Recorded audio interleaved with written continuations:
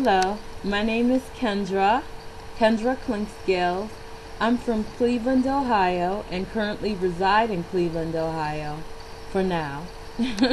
But I'm here today to talk with you about surrendering the mask. I had lots of masks to surrender, and God is still working on me, but it was only through Christ that I was able to surrender the mask. Today I'm going to talk about surrendering the mask of insecurity, the mask of low self-esteem, fake appearance, and lack of self-love.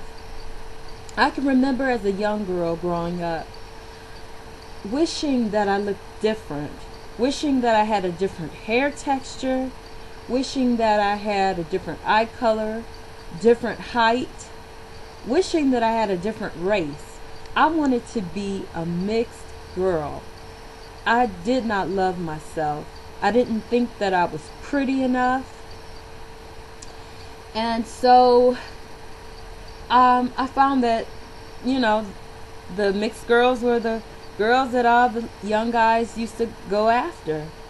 And so when I got older, I found that when I would wear the hair weave, the silky straight, the curly look was what guys loved. And they used to say to me, "Wow, you look mixed. What are you mixed with? Black and Mexican or something?" And I used to love that.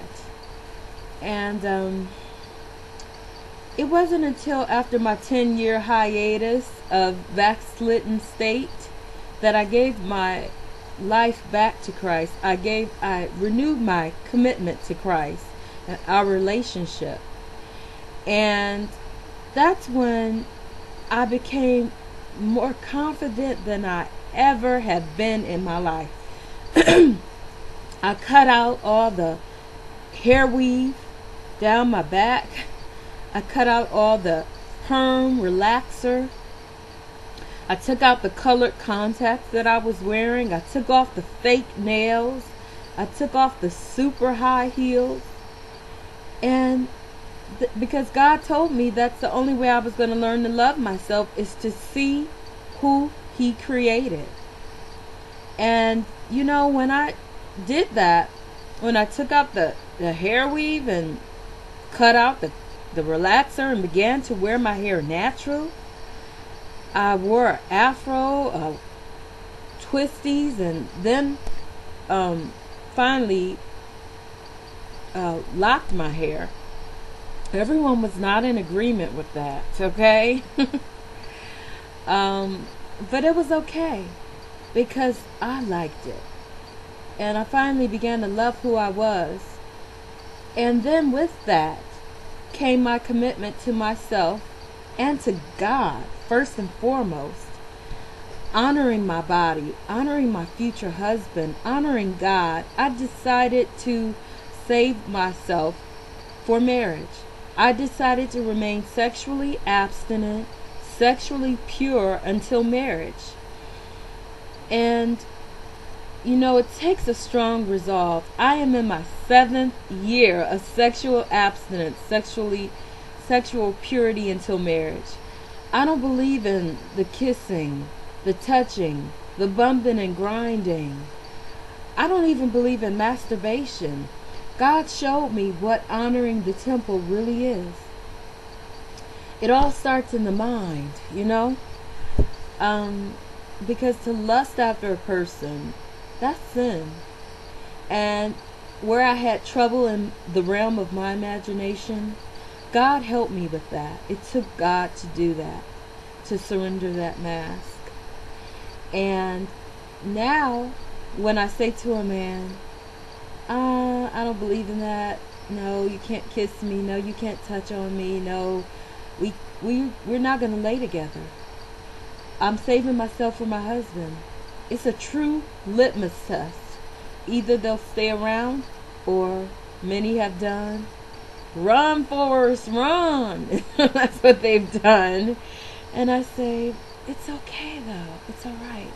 Because the man that God has for me, he will think the same as I do.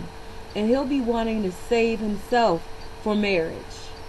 and honor God and respect himself and save himself for his wife. So it's quite alright. Like I said, I'm in my 7th year. And it's not because I don't love to make love. I was married at one point. I know what good love making is. But it's because my resolve is strong. My commitment to God is strong, first and foremost. So I made a list of reasons, and I stick to them. And there are things that you can do. If you're going to remain sexually abstinent, sexually pure until marriage, mean it. Don't just say it and think, oh, that's going to make me more attractive to a man, looking pure. No, mean it. Because they're going to try you. They will try you, okay? Because it's a challenge and men like challenges. But just mean it for real. Don't be keeping late hours out with a man and staying on the phone late with a man, and be careful of who you hang around, the conversations that you keep.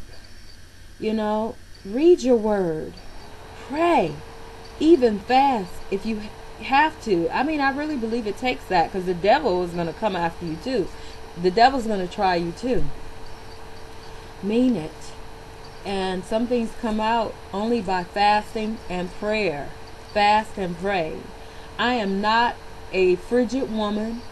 Like I said, I love making love. I know what good sex is. So it's not because it was so easy and I didn't love, sex. Sex is great. God made sex and he said it is good. He made man, said it is good. Even for gentlemen. Remain abstinent, sexually pure until marriage. That's attractive. I think that is so beautiful for a man to save himself. To me, that's a beautiful thing. And I know the man that God has for me will be thinking the same way. Because it all starts in the mind. It all starts in the mind. Remaining sexually abstinent and pure until marriage. I had to surrender the realm of my imagination to God. So I want to encourage you to surrender the mask and to pick up the book, Surrendering the Mask by Brandywine Rankins. It's an excellent resource. She's a woman of God, very anointed. Her ministry is called Speak Life Ministries. You can find it online. Her book will be coming out soon. Brandywine Rankins. God bless you. Surrender the mask.